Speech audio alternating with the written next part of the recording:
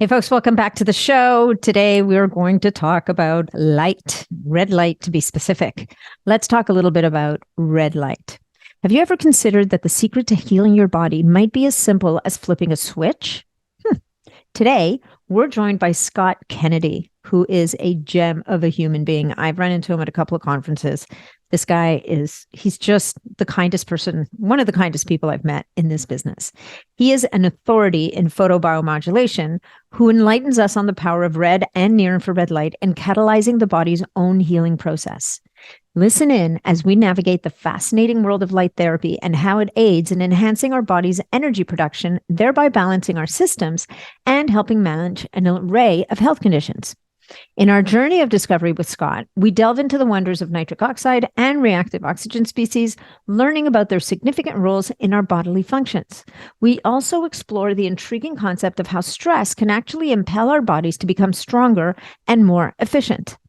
Unravel the relationship between red light therapy, photobiomodulation, and inflammation, and how these can bolster the efficiency of the microbiome for weight loss. As this discussion unfolds, we also learn about the use of methylene blue in photobiomodulation and its intriguing photosensitivity to red light. And if you've ever wondered about the efficacy of light therapy devices, Scott gives us a balanced view of the pros and cons, along with some practical advice on budget considerations, consistency, and the best timing for therapy sessions. Scott Kannedy is the founder of LightPath LED and has brought panels to the market that are incredibly different from the competition. I own one, and I got to tell you, my other panel that I own doesn't even begin to stand up to it. Scott is certified in laser therapy and has a background as health coach and has a wellness center where he uses also light therapy. To learn more, you can visit lightpathled.com and you can use BSP to save on your purchase. Now, before I let you go, just one second, if you made it this far, please stay for me to thank you and honor you for being here and for supporting this podcast. I so appreciate it, you guys.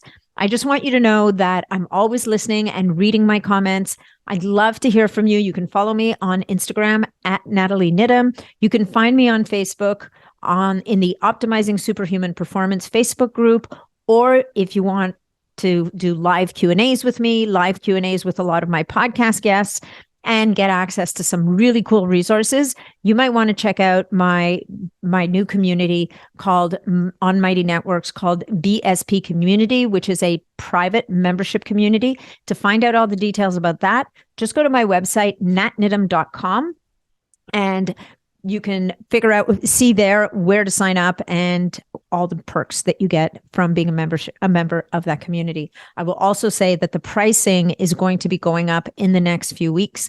So if it's even something that you're interested in, definitely check it out before those prices go up. All right. Last but not least, if you're feeling inspired about this episode, please make sure you share it with your network and your friends.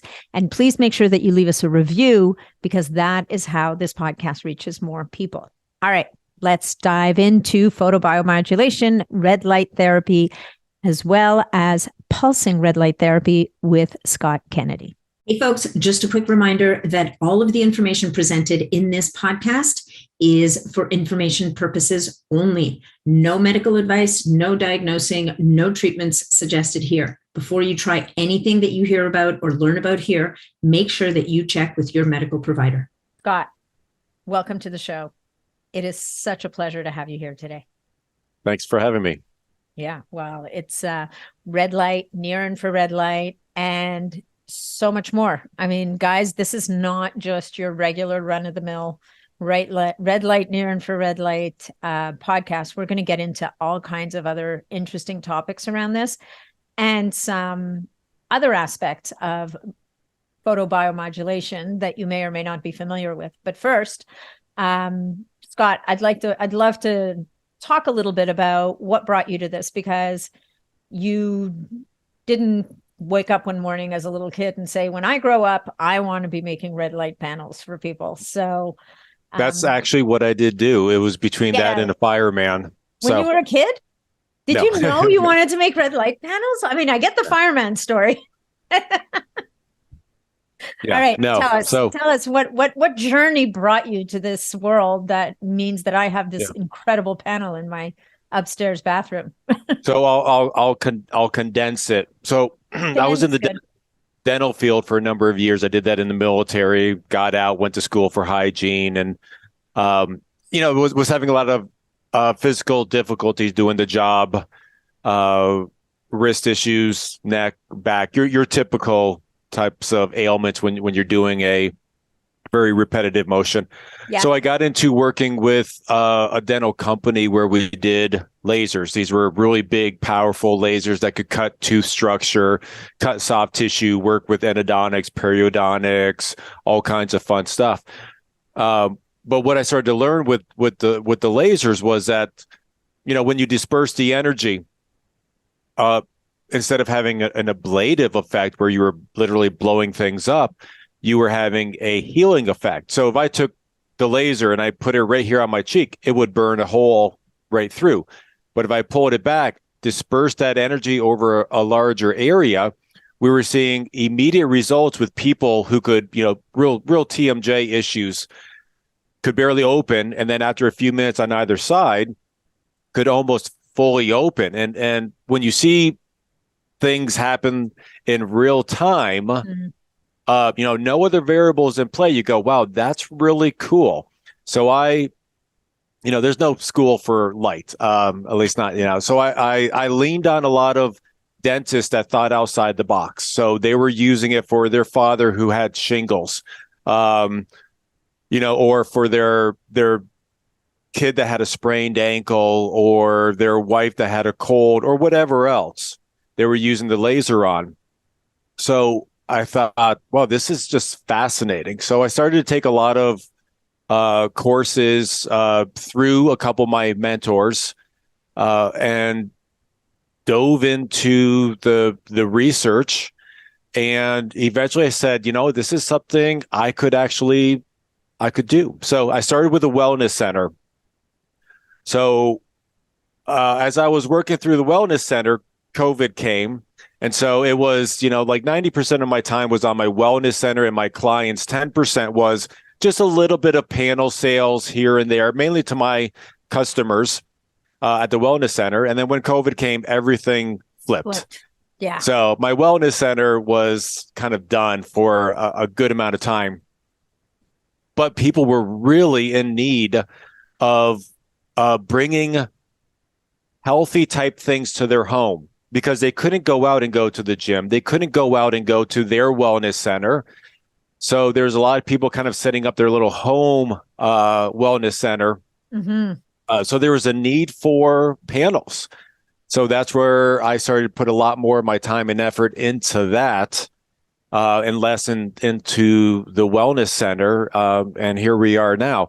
And personal note, I suffered from peripheral neuropathy, which, kept me out of boxing and running, which I were my passions for almost 2 years.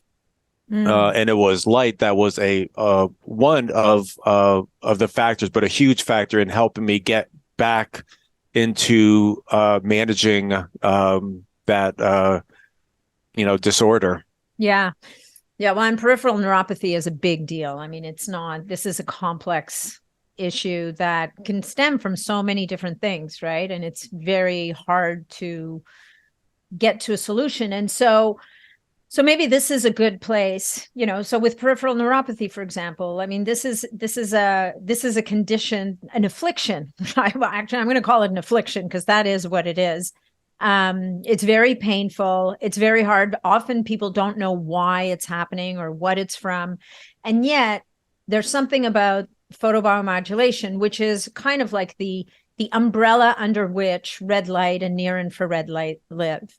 And so I think this is a perfect segue to talk about how this photobiomodulation, how does it help the body to help itself? Because I think that's what makes me so excited about it. And I get really excited about things when they are interventions or modalities that enable the body to do what it does best. Right. Right. So we can get complicated and talk about all the different things. And that's what people want to say. That will work for this, will work for that, will work for all kinds of other things. Let's go back first. Let's talk about the mitochondria, maybe. Let's talk about energy systems. And that's the point is, we don't have to go into all these big names, these big scientific names of dysfunctions and say whether light works or not, because at the core, light really only does one basic thing, and that's helping the cells, the mitochondria, to produce more ATP energy. Mm-hmm. From that point on, the body is doing what it's supposed to be doing. So if you're in a hypo state, it's going to bring you up. If you're in a hyper state, it's going to bring you down. It balances the system. But again, light's really doing just that one basic thing. And from that point on is the cascade of benefits that we see. Right. And so okay, great. And so in your panels, we have access to two different types of light. We have red light and we have near infrared light. So we'll talk about what's special about your approach in your panels later, but let's talk a little bit about the difference between these two spectrums of light. The red light that we can see, which is within a very specific bandwidth, if you will, and then the near infrared light, which when those bulbs are on, you can sort of see a little bit of a red glow, but you can't, they don't light up the room by any stretch of the imagination. It's essentially invisible to the naked eye. So maybe talking about how do these two different bands of light affect either the mitochondria or the body in a different way. Yeah.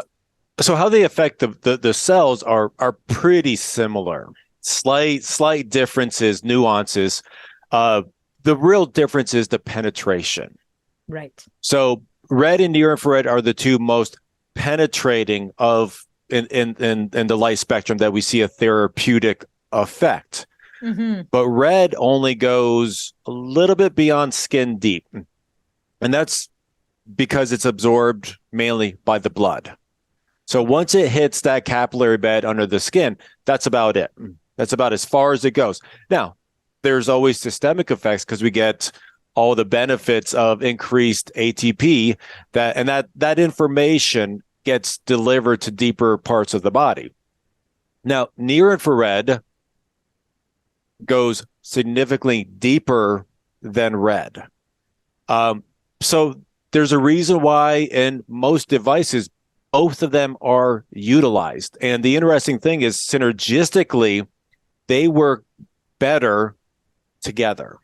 So what will actually happen is the red will piggyback off of the near infrared and actually get pulled a little bit deeper into the body. So that's why you're going to see both of them. There are other lights that we can discuss, but those are going to be the two main ones.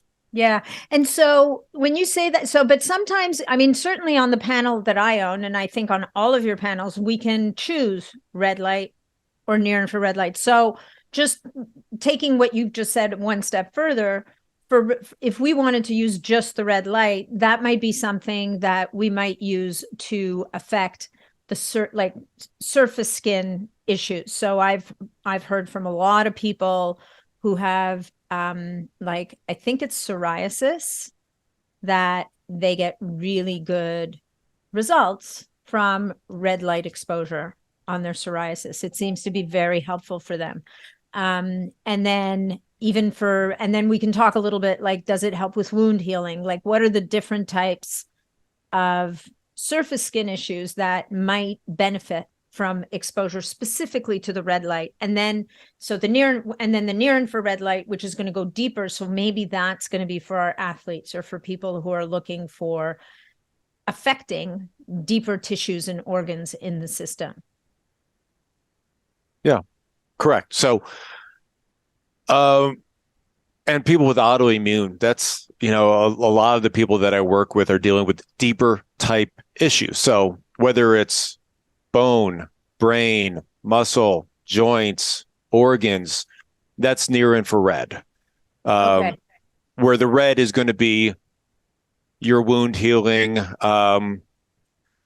tightening of skin through fibroblasts, collagen production. Yeah.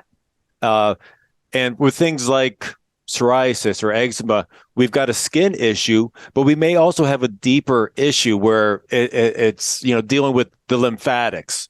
So that's where the combo is generally what we're going to use, because let's be real. If we lived in a world where the only issue was skin deep, that would be great. We'd only need red. But the great majority of us, we're dealing with issues that start on the surface and work their way in. So we might as well always be using both. Yeah. Or vice versa. And I think this is something that people often miss. I mean, when somebody asks me, I've got eczema or psoriasis, I'm like, the first place I'm going to talk about is the gut and what's happening inside, right? Because these are often driven from within. Even acne is usually due to hormonal imbalances. It can be due to diet. Like, it can be due. It's not often just the surface of the skin that's responding to something. It's a systemic issue that's expressing itself through the skin.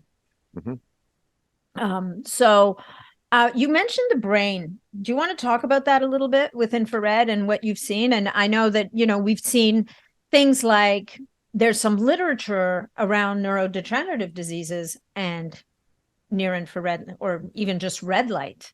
But is there a lot of research that speaks to how we might be able to use near infrared light for the brain? Yeah. So fortunately, a lot of research on it. And one of the good things is about the research is when they don't have a suitable pharmaceutical that fixes an issue, they're more likely to put money into alternatives. So they've been putting a lot more money, grants into studies of using red and near infrared for Alzheimer's, dementia, Parkinson's. Now, when we look at really some of the root causes, the main thing is inflammation. And what does inflammation do to the brain? It ends up killing off a lot of the neurons in there that aren't going to get replaced. And we also know with more recent research that the pulsing of light, which we can get into later, helps to break apart amyloid plaques in the brain. So hence why they're starting to see some really good response for people with any type of cognitive function dysfunction, whether it's anything from anxiety, depression, post-traumatic stress disorder, concussions, all the way up to Alzheimer's, dementia, Parkinson's. That's really interesting. So when people are accessing these types of modalities like near infrared or red light to try and help support a brain issue, is it enough to be looking at it with your eyes, which are essentially an extension of your brain? Yeah. Or do we need to be like, do people need to be putting their head up against the panel? How does that, how would they, because, I don't know if you've seen this, but I remember years ago reading about a gentleman who had Parkinson's disease, and, through his research and digging around, he came across research that spoke to red light and Parkinson's, and he made himself the infamous bucket, right? He took a bucket, he took a bunch of red lights. I don't even know where he sourced them from or what the nanometer, I think it was, is it 680 to, I don't remember the exact numbers of that red light spectrum, but he literally lined the bucket with a bunch of bulbs and would stick it on his head and noticed that it seemed to be helping him. So that's that. And now we're seeing definitely research in that direction saying, like, do we need to make a helmet? And I think there are helmets around, so maybe you want to speak to that a little bit. Does it have to be right on the head, or can a panel actually be helpful for someone who's dealing with that kind of stuff? Yeah, I mean, they can all be helpful just as long as they're used, correctly. So we could have just a helmet, which has had really good results. We could literally have just a couple red in the nose called intranasal that creates vasodilation that brings more oxygen to the brain. We could have a panel here. A guy in Australia, I can't think of his name, did interesting research on mice where he injected them with some type of a poison that gave a very Parkinson-like tremor. Yep. Treated just the brain, had really good results. And then took another group, did the same thing, covered the brain, and only did light from basically the mouse neck down. and had very similar results. Interesting. So it's very telling that, okay, here's the thing with lays. We've got a brain issue. Do we want to put light on the brain? Absolutely. But we're missing the boat when we don't talk about how it affects, how the rest of the body can affect. So putting light on the gut, hugely important with dealing with cognitive issues. The back of the neck to open up the lymph node there so that the toxins can drain out of there. Having light, particularly pulse light on the eyes, because no different than sound, all we're doing is the body is transferring that information, whether it's sound or light or vibration, is changing it into electrical pulses, which are messages being sent to the brain. So we could be using a helmet, we could be using a pad, we could be using a panel, an intranasal device. They're all going to be beneficial. I'm a proponent of systemic. So I'm a fan of not being so localized. Yeah.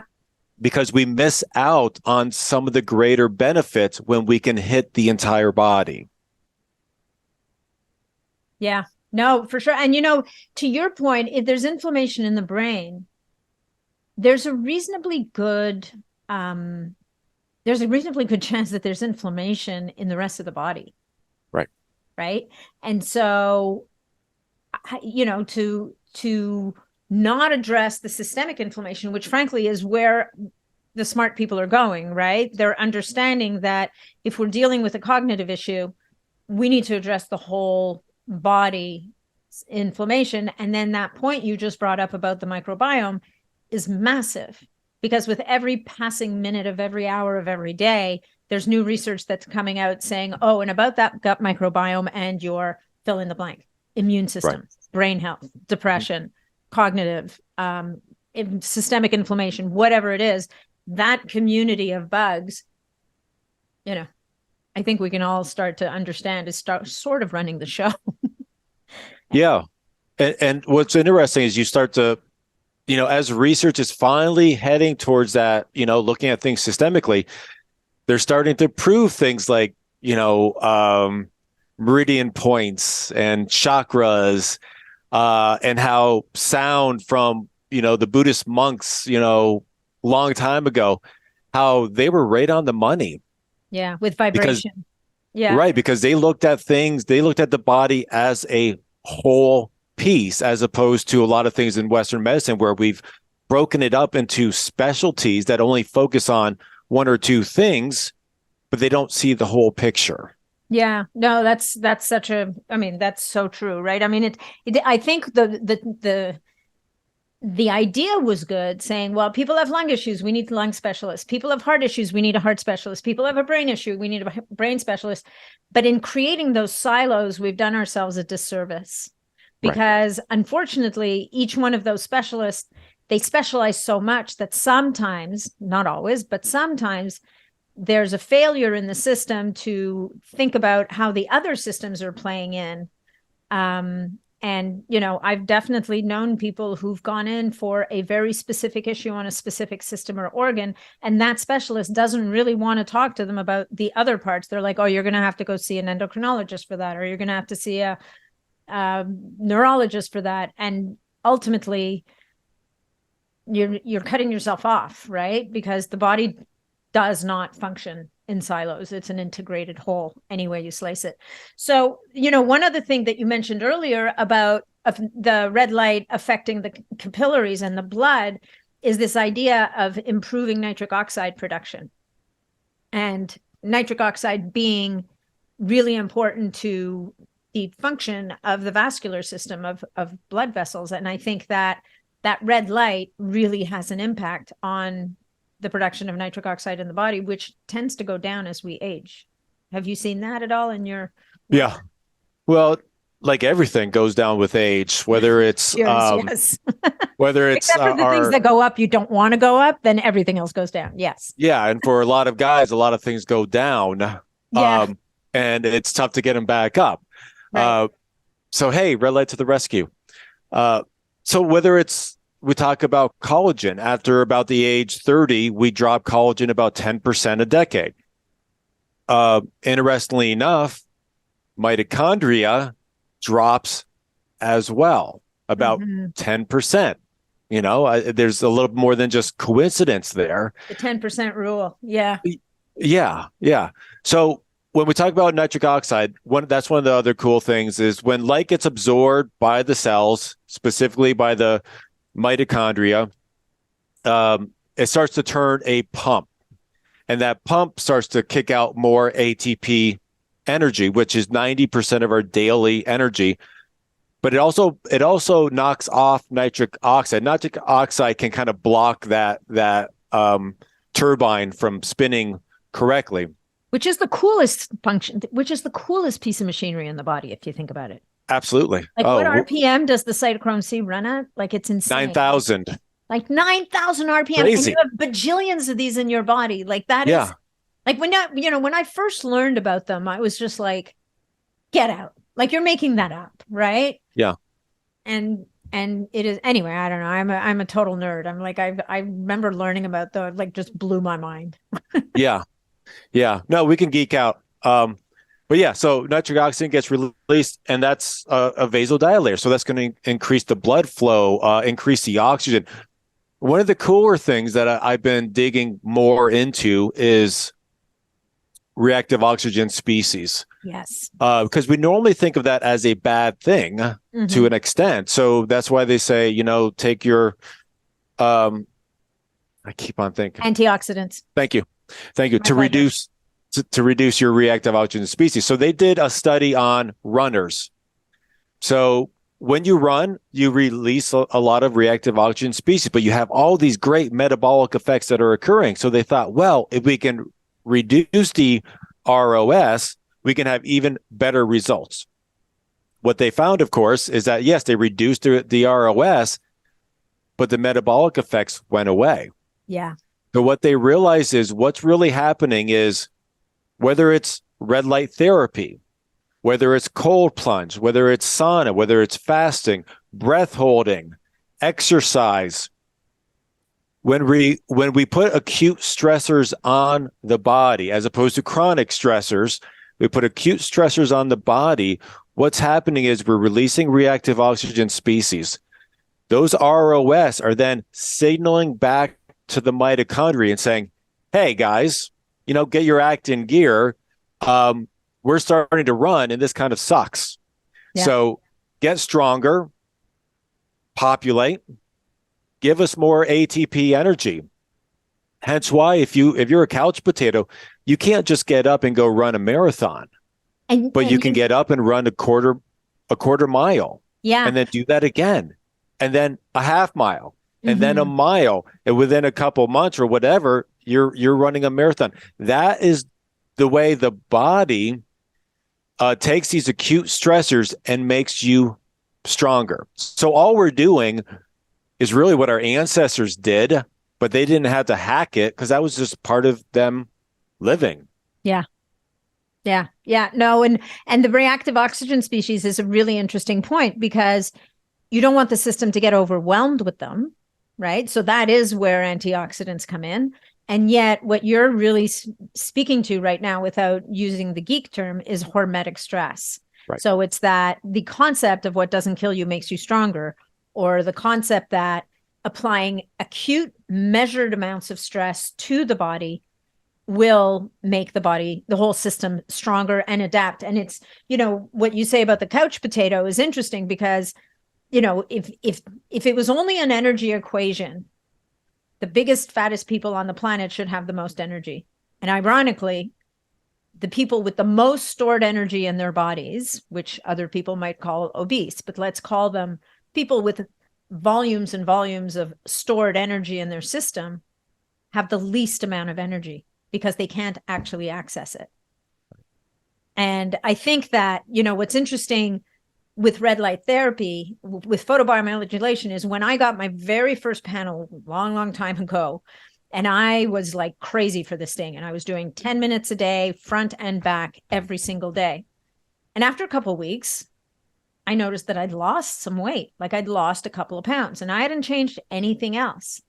And most likely it was inflammation, but more likely it was also my mitochondria ramping up and making more energy and giving me more energy and allowing me maybe to work a little harder in my workouts or whatever the case may be. And just, with that increase in energy, my body just became more efficient without having to be on a diet. Now, I'm not saying get a red light panel so that you can lose weight. I'm not saying that. I am saying that, the idea of photobiomodulation contributes to the functioning of the whole system to upgrade it so that it works better and more efficiently. Yeah. So when people ask me about light and weight loss, in studies, there's, statistically significant weight loss. Now, in reality, there's a big difference between a study that shows significant, as opposed to what is real life significant when you look into the mirror. Right. So I never sell my stuff on weight loss, just like you said. But if it helps you sleep better, which it does, you're going to have more energy. If it creates vasodilation, if it reduces inflammation, you're going to be able to exert yourself harder. You're going to have less recovery period needed in between workouts. You're going to be in a better mood. You're going to be less likely to go after some of those, junk food cravings. Yeah.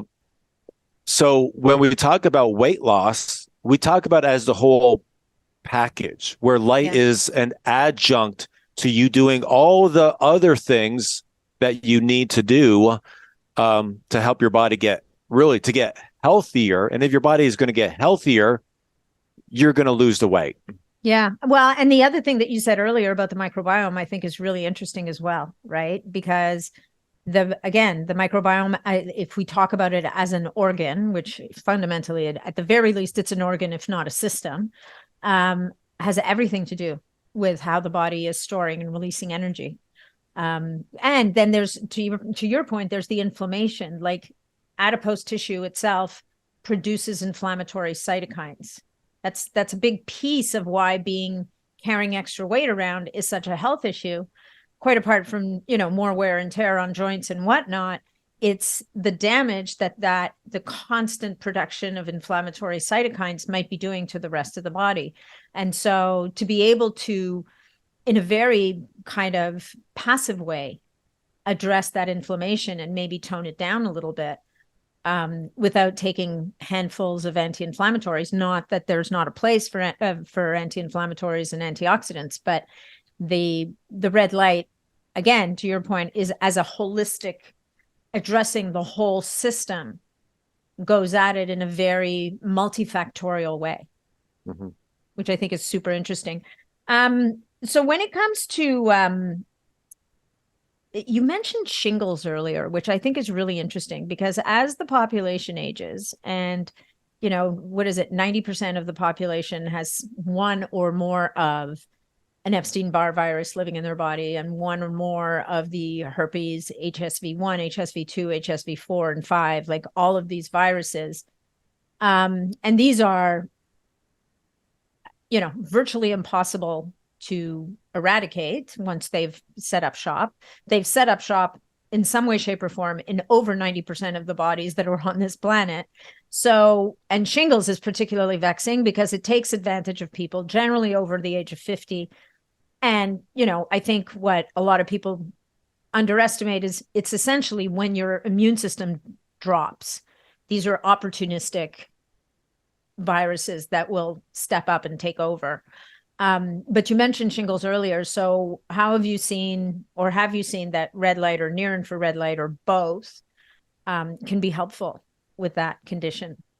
Yeah. So anything, we go back to the dental. One of the obvious things that we saw was with herpetic lesions. So when someone would get, what they call a cold sore or fever blister, it's a herpetic lesion. We'd speed up the healing on average about 50%. Wow. Which is huge. So we're talking about something that normally takes about 2 weeks and cutting that down to a week. Pretty specific as well on that. So how's it doing that? That's That's the question. Is it causing healing, or is it boosting the immune system? Like, what's it doing? Boosting the immune system. Okay.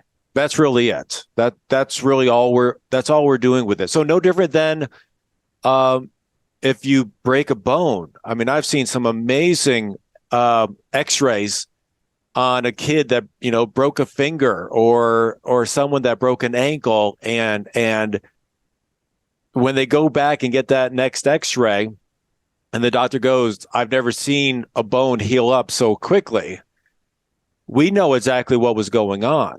It's the near infrared light. Absolutely. And the red light. Yeah, but near infrared more so because it's deeper at that point, right? Right. So certainly with shingles, we've had a number of cases where, it's up here and it's migrating down towards the eye area, and it's from what I hear, terrifying. It is just so painful. Yeah. So when you can get light put on that, particularly, the quicker the better. How that would, shingles can be around for a ridiculous amount of time. Yeah, weeks and months, right? Months. Actually, my brother just called me about a client of his whose dad has had shingles, active shingles, like incapacitating active shingles since December. And we are now in June. Yeah. And the doctors have said to him, sorry, there's nothing we can do. Right. Yeah. And the sad news in this guy's case is he believes them. Yeah. Yeah. Let us run his course. Yeah. That's about the best they can do. Right. And, and in this case, this guy happens to need cataract surgery, which of course they won't do because, as you said, like with shingles that goes anywhere close to an eye, like I have a neighbor across the street who lost an eye to shingles. Mm-hmm. It will take your eye out, like literally. So, which is when it really gets scary, right? Because they take out the eye because the next stop is the brain. Mm-hmm. Yeah. Not to breathe the terror into you people about shingles, but nevertheless, it is something to be taken seriously. And it's interesting that something as non-invasive as red light and near infrared light could help to mitigate at least the duration and severity potentially of something like this. Yeah. And like I tell a lot of people, like when they're dealing with certain issues, shingles, autoimmune, eczema, psoriasis, whatever, I tell them, don't expect, light's not going to cure anything. No. Light will certainly help you manage. What the key is that, when you wake up in the morning, that problem isn't the first thing that pops up into your head. When you go to bed, that's not the only thing racing through your head. Mm-hmm. So whether it's people with anxiety, depression, to people dealing with shingles or autoimmune type issues, is, you don't want that, or back pain. You don't want that to be, the all encompassing thought that you've got to deal with. Right. Yeah, no, that's it's so valid. And I think that if you think about the fact that this is not just going at this one thing, it's helping your whole body to function better so that other things that might be contributing to it might also improve along the way. And I think what's important for people to realize, and I do, I harp on this quite a lot because we talk a lot about a lot of exciting things on these types of podcasts, right? Where we're always talking about something new and amazing that is revolutionary, but there's yet to be a single thing that I have come across that precludes people from doing the basic work, right? Right. Dialing in their nutrition, dialing in, like getting outside and seeing light in the morning and seeing light in the middle of the day and seeing light at the end of the day without sunglasses on. Hello. Right. Without sunscreen. I mean, a little bit of without sunscreen. I mean, obviously if you're around at high noon and you live in certain places, you might be better off with a hat and long sleeves, but the sunscreen discussion is very nuanced and complex. Definitely, I think we both know a lot of sunscreens on the market are more the problem than a solution right now. And if you don't believe me, go to ewg.org. Great resource. They talk about the different types of sunscreen on the market and what might be better than others. But even when we talk about sleep, and I don't know if I told you this, but I moved my light panel into my washroom, which is the ensuite bathroom in my bedroom. And so at night, I'm taking my makeup off, I'm brushing my teeth, I'm getting ready for bed. I do it by the red light. I don't have any other light in my bathroom. That's what I use. And I swear it has upgraded my sleep, since, not to mention the fact that I just use it every single day. Like, it makes it easy. I don't have to make an appointment. I don't have to take off my, like, I'm going to take off my clothes in the bathroom anyway. Like, I'm already there.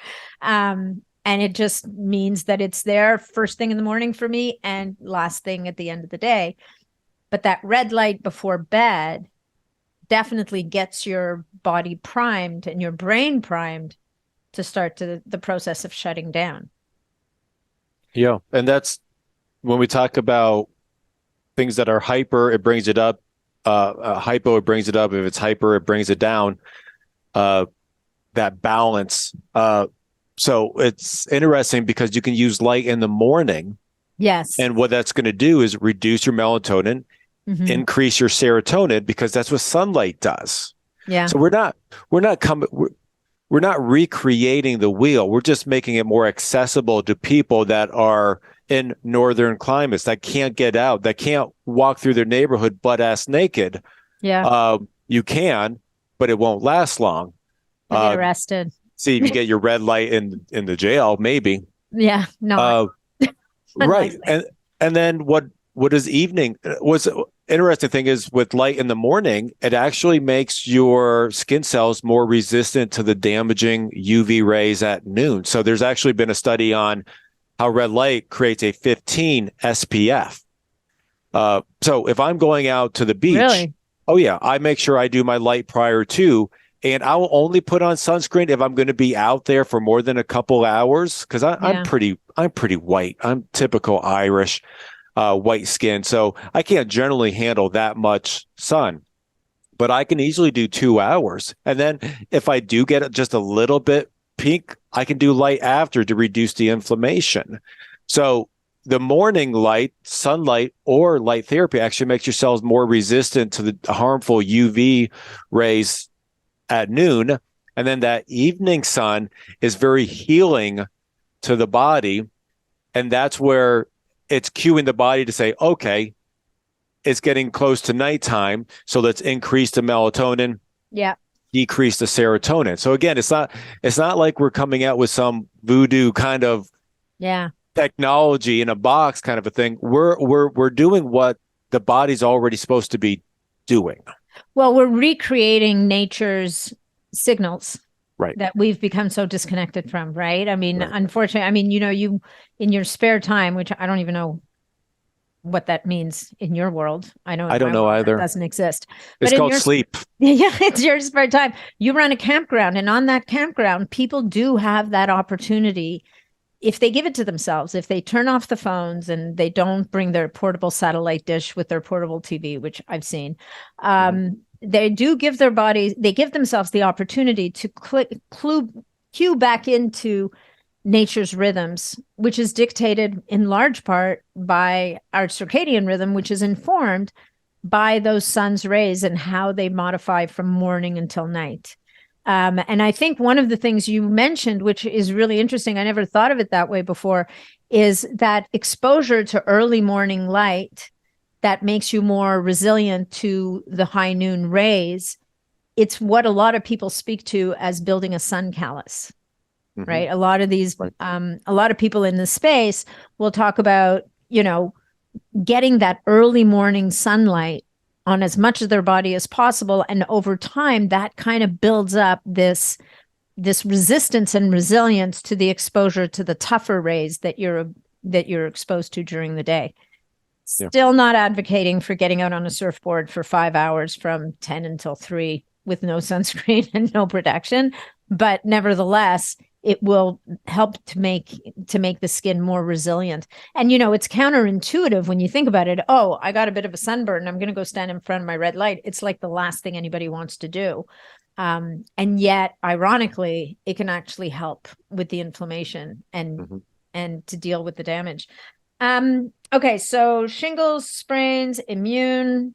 covered a lot of ground. Let's talk a bit about, actually, before we get into the pulsing, I wanted to talk a little bit about, bring up a topic of methylene blue. Have you dug into the research on that at all? A lot of people will take methylene blue before exposing themselves to red light. And, we talk about it as stacking two strategies to target the mitochondria. Have you looked into the research about that at all? Or Yeah. I mean, imagine it's not on your radar. Yeah, I mean, it's been a while, and like most research, it's like going back to high school. It's like you study it, you learn it, you can talk about it, and then you kind of forget about it. So yeah, that's kind of where I am on MB. But yeah, you can take it 1 hour prior to. It's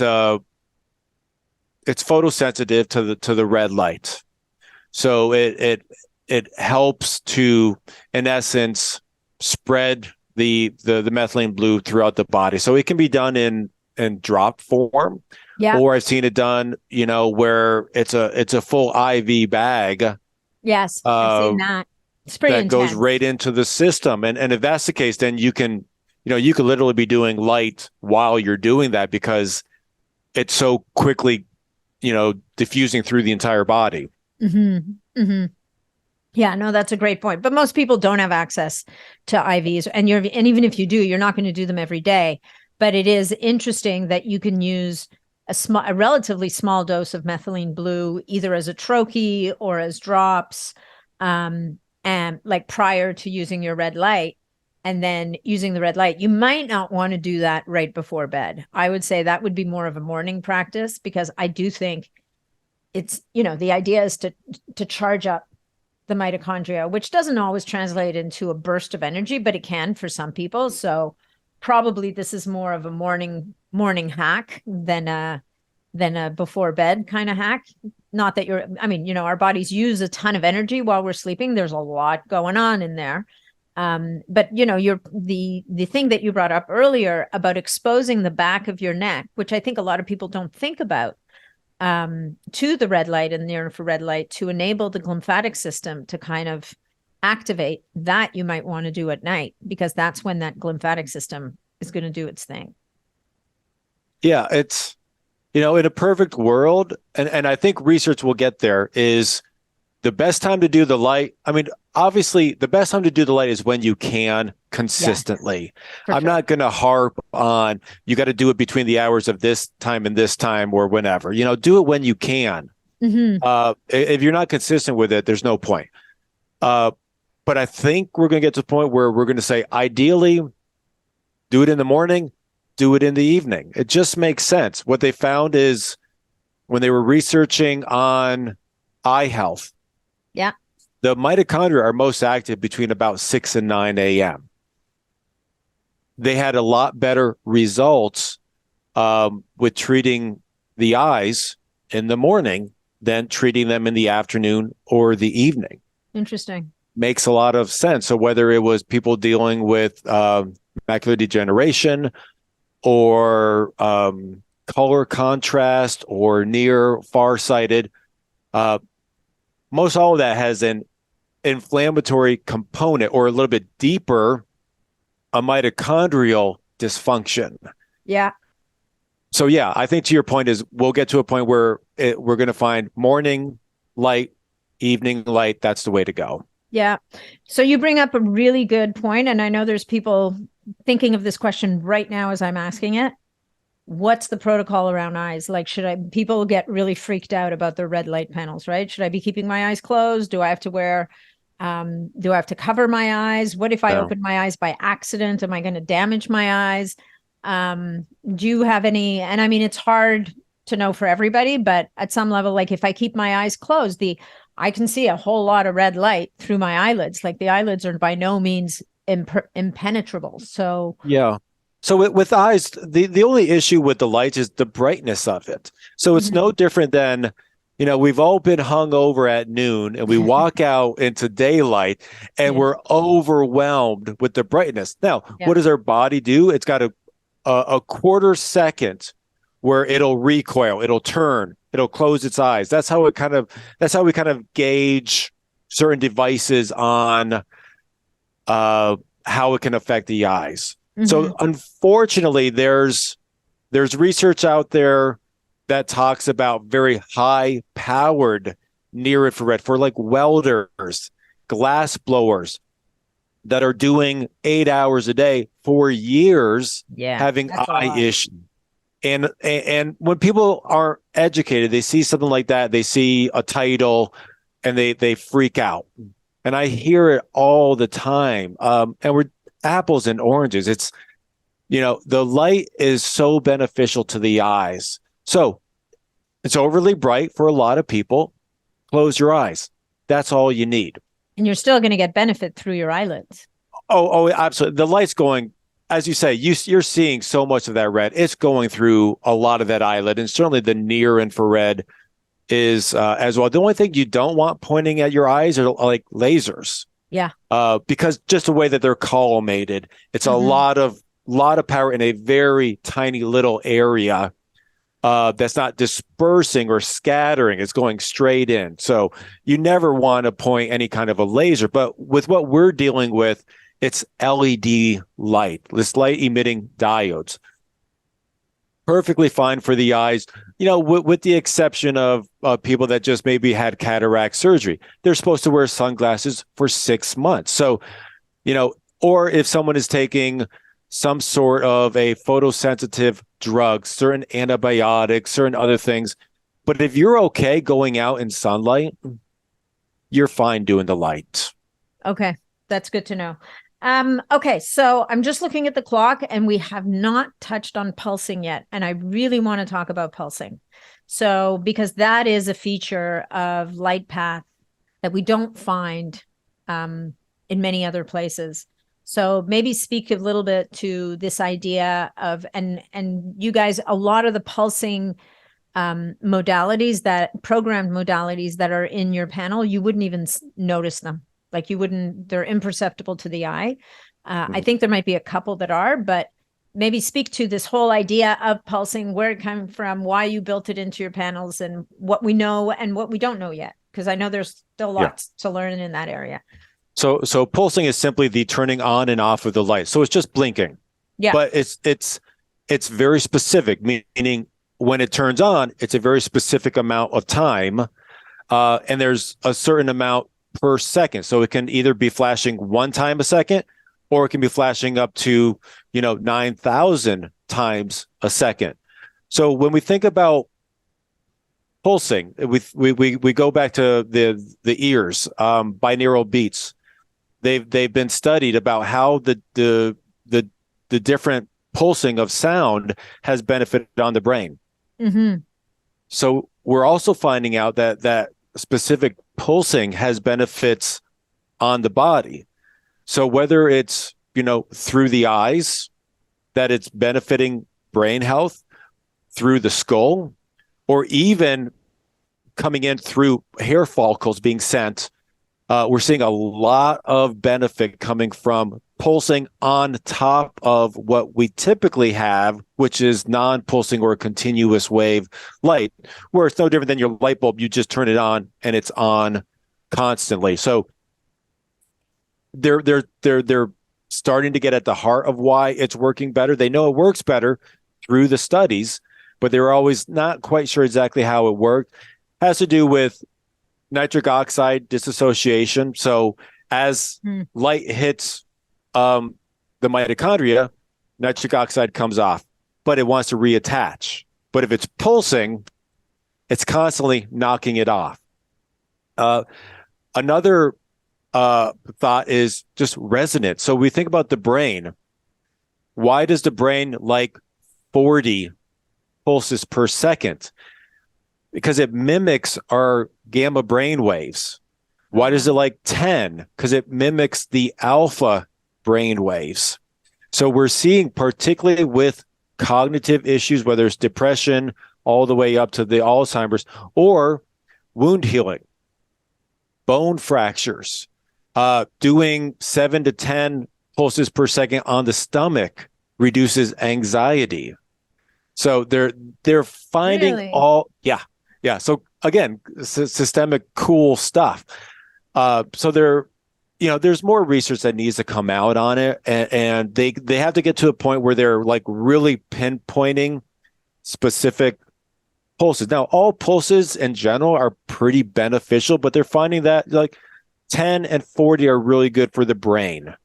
2.5 is really good for, say, like wound healing.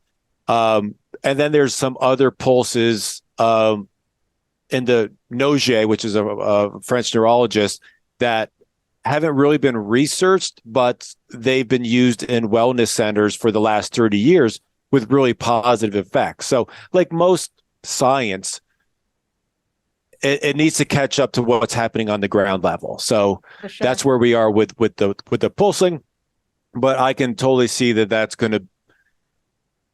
we're going to start seeing more and more research. More and more companies are going to have to admit that pulsing is beneficial, and they're going to start including it. We just happen to be the first ones to do it with a panel. So again, I didn't reinvent the wheel.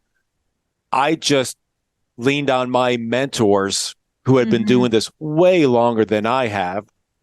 And that's where I got the idea. Well, it's in pad systems, it's in torches. They put them in, helmet, headgear, intranasal devices.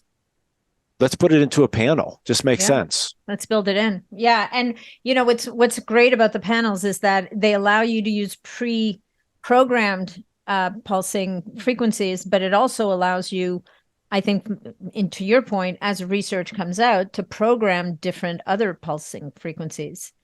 Right. Is that correct? Yeah. So let's just for an example, let's say tomorrow research comes out and says 323 pulses per second is really good for this type of dysfunction. Well, my panel's not antiquated now, so you can just program it in on the remote, and now you've got it pulsing at 323 times per second.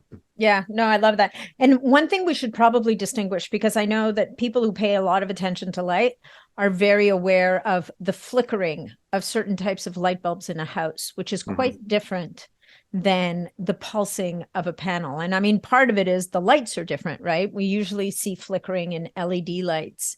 I figured out the light in my kitchen, my pot lights were flickering when I shot a slow motion video of my Vitamix, because I thought I would do like a dramatic, here's me making my smoothie video, and I'm horrified to see that by slowing down the film, I was catching this crazy light flicker that is a reality because of any number of reasons in my kitchen lighting.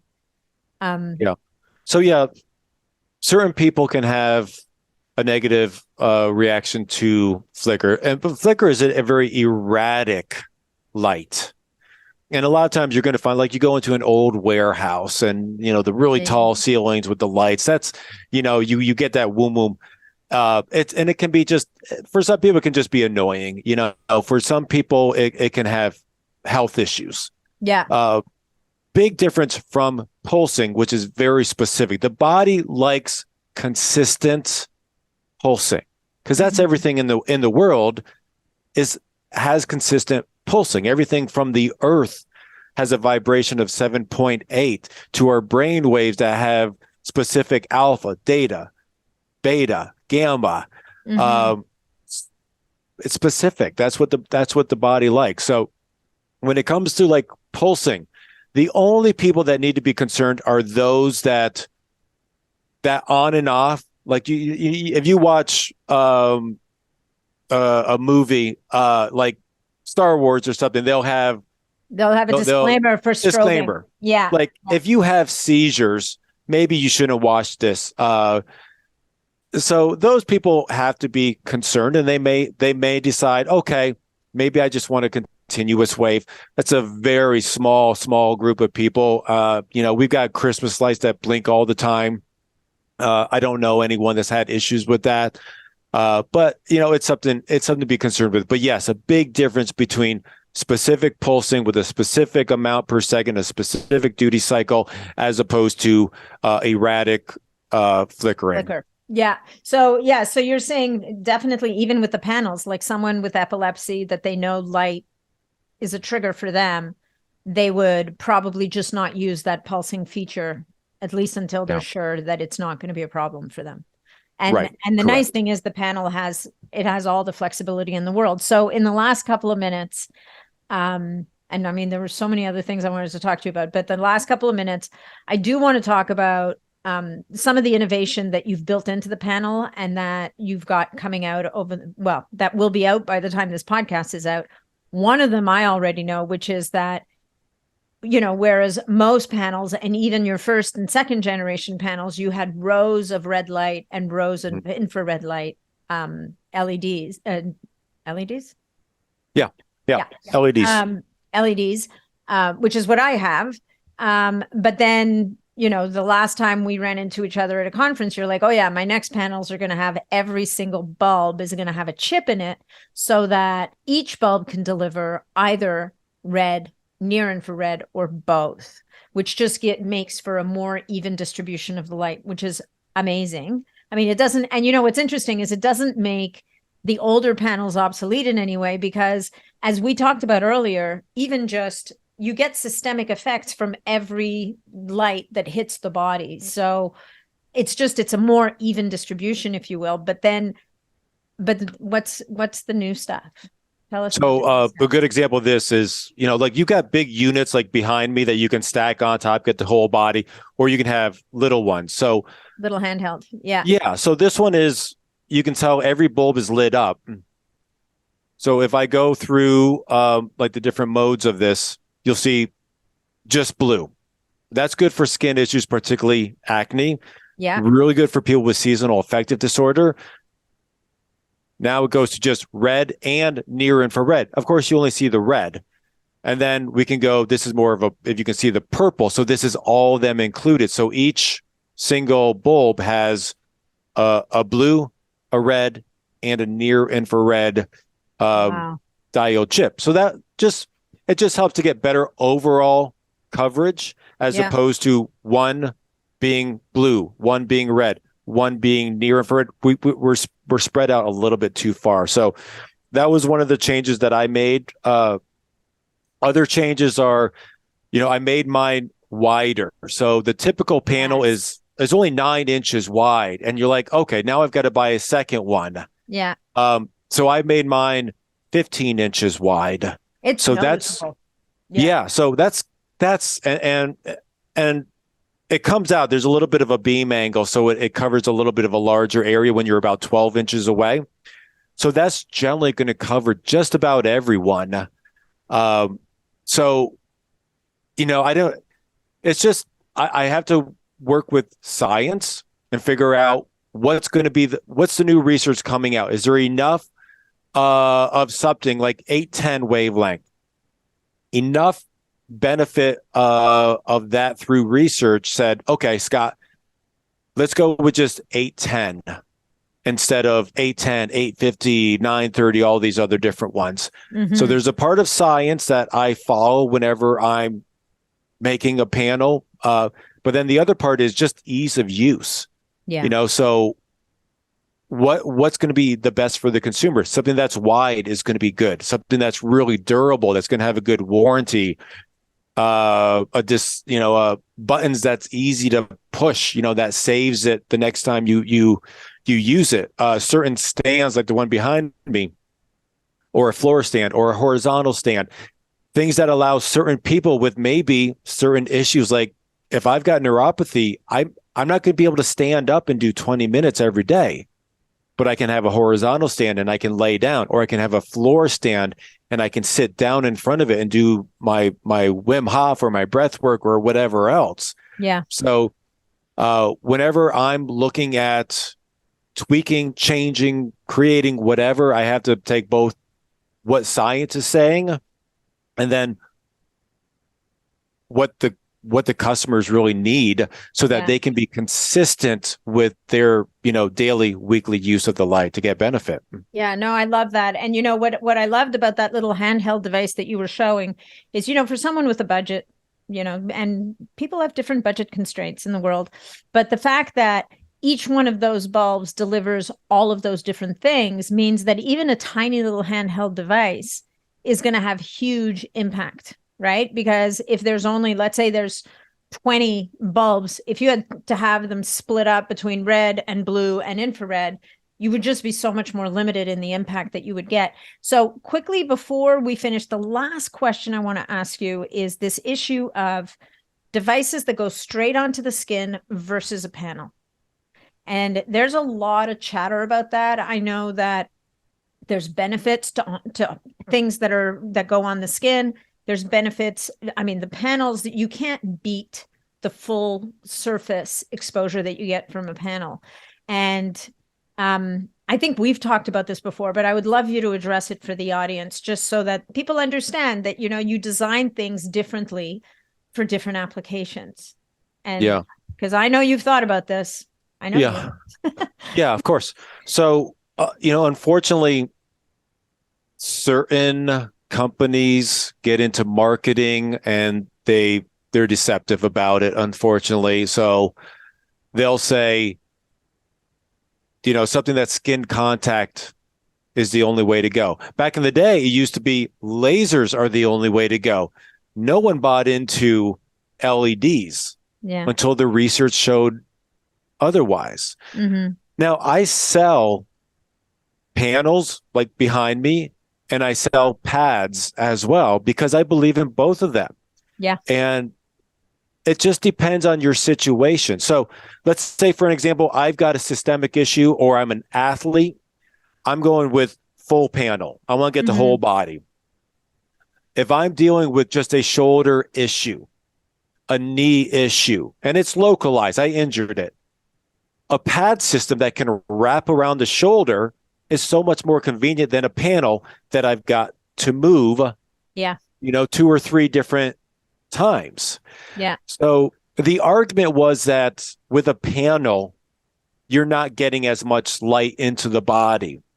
Now, panels are made to be much stronger. They're probably about 10 times stronger than a pad because you lose power with distance because it's hitting dust, it's hitting moisture, it's hitting molecules in the air. There's distance, exactly. There's distance between you and the light.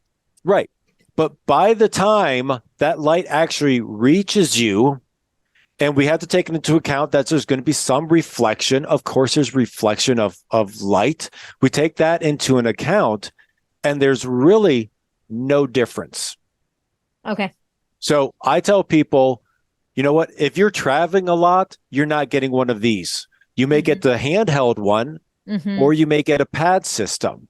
Yeah. If you're at home, and you can stack something like this up, then you can get a large panel. But it really just comes down to whether it's a budget, what needs you want to accomplish with it, and what works with your daily schedule. I have people in Manhattan, they're like, I'm in such a tiny little place. I can't possibly have something. Yeah. I don't have wall space for something like this. Okay. So then let's look at a large pad system. So, I like them all. I utilize everything from a little handheld torch. I love that handheld torch. Yes. Yeah. So yeah. Light is light to me. As long as it's in the proper wavelengths, it's in the proper power. Everything that from that point on comes, how do you properly use it? And that's, I would say probably between me compared to other companies out there, it's just the fact that we spend so much time on the education so that people are knowledgeable, so that when you have neuropathy, like I did before I knew better, I was shining my laser on my hands and feet and getting no benefit whatsoever. It wasn't until I shined light on my lower back, my spine, that I started to see, wow, what a difference that makes. Yeah. So where the nerves come from. Yeah. Yeah. So if you don't have I joke with people like erectile dysfunction or low testosterone, shine the light on the testicles, go for it. But shine the light on the stomach to reduce anxiety. Shine it on the brain. Shine it on the lower back and the spine area because there could be nerve involvement. There's all kinds of other factors. And if you don't know better, you're going to spend a lot of money on a device that you don't know how to use. You're going to see minimal success, and you're going to put it in the corner and you're going to say, it's BS. Yeah, it doesn't Which work. helps no one. Yeah. No, great. Well, that's a perfect segue to tell people where they can find you, to lead people to your website, because I know there's tons of information on your website. And the other thing is that Scott's customer service is bar none, like one of the best in the industry. So, Scott, why don't we tell people where they can find you and your website and learn more? Okay, so lightpathled.com is the website. If people like Facebook, I've got a Facebook group. Just Google red light therapy for beginners. Okay. Really simple. And that's where people can ask questions, or they can read through previous posts or use the search button and generally find that their question has been asked multiple times with answers. And I also just finished up, it's Udemy.com, Udemy, and they're all about learning. Yeah, so it's a course. This is a course. Yeah, so it's a course I just finished up, and it's not just me, but it's other people that talk about helmets and pads and torches. So it's great for someone that's interested in light, but they don't know where to start. And there's so much information and misinformation out there. They don't have anyone to guide them. Yeah. So, Udemy is a great place if you're looking to fix plumbing in your house, all the way to learning red light. So it's red light therapy for beginners. So yeah, it's an inexpensive, a great way to start the process instead of spending hours and hours going down that rabbit hole where you don't really get a whole lot out of it. Well, you get overwhelmed, right? I get overwhelmed. I read research and those scientists, they just want to outdo the other scientists with big names and numbers. And so I've learned to, do the cliff notes. You read the abstract, you read the methods, you read the result, and you can kind of piece it together. Yeah. And then if you need to, you go back and fill in the blanks if you need to. So, Scott, this has been amazing. Actually, Scott also has given us a code that you guys can use, which is B like biohacking, S like superhuman, P like performance or podcast. So BSP. And that'll give you guys, I think it's a 5% discount on your purchase throughout the website. And once again, it's lightpathled.com. And we'll put all the other links into the show notes. And then also, are you on Instagram at all, Scott? Kind of. Sort of. Okay, well, then let's not send people there. If that answer tells me not your favorite place to be, you've got enough going on. Social media in general is not where I want to be, but I've got to do something. So, but yeah, I am on Instagram. But yeah, definitely I would say the Facebook group would be the best source. Amazing. Thank you so much for your time, Scott. This has been phenomenal. So many more questions, but we'll just do a follow-up someday. We'll do a deep dive part 2. Amazing. I'm all in. Thank you so much. Thank you. Bye.